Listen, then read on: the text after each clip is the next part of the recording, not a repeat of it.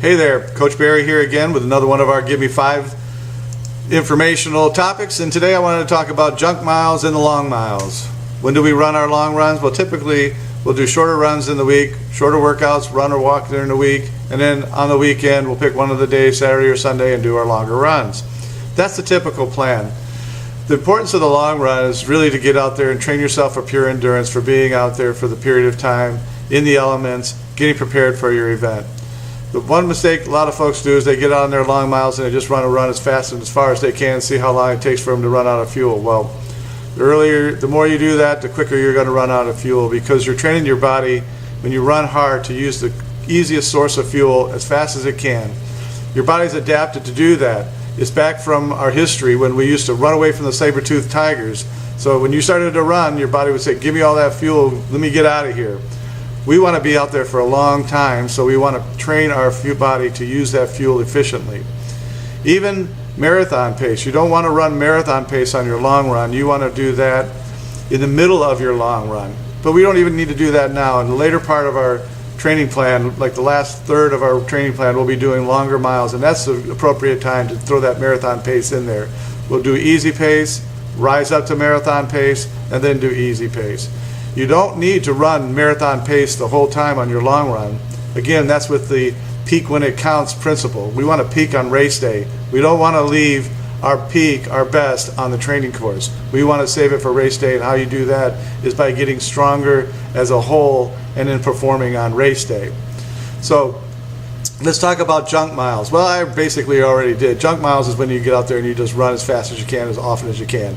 So always have a training purpose. Use those midweeks to increase your lactic threshold by doing some tempo runs, warm up, run a little bit faster or a little bit faster than your easy pace, but definitely slower than your 5K pace, maybe about a minute and a half slower than your 5K pace, then back it back down, and then go up to the tempo pace again, and then back down. You can do that, alternate 2 or 3 times during your workouts during the middle of the week, and then after a period of time, lengthen that period of tempo runs. So start with short tempo runs, repeat them, and then after a few weeks, then we can make them a little bit longer. So maybe a warm up tempo all the way through, and then cool down. Now you'll see a lot of people on Facebook talking about doing a lot of long miles, and some of those folks, are pretty experienced, and they may have another half marathon or marathon before we get to our event. So if you're new, don't let that worry you. The plan is we do easy miles during the week, easy miles on long runs, and then as we get closer to our event date, you'll be notified of when we start doing more intense workouts and longer distances.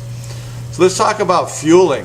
How do I make sure I have enough fuel when I'm out on the course? Well, your body will store glycogen or carbohydrates or glycogen. Some use those interchangeably, or I do, just to keep it simple.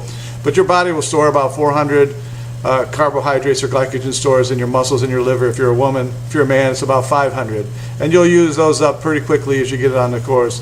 When you get out there more than an hour, definitely an hour and a half, close to 2 hours, you're going to need to start taking in about 30 grams of carbohydrates per hour. Luckily, those goo packs are about 30 grams, but you have to be careful, make sure what works for you. So that's the question. What is the best fuel? Whatever works for you. So you got to get out there and mix it up. You don't want to get out and try something and find out that you have some gastrointestinal problems, and the worst place to have that happen is on the course. So you need to practice that now.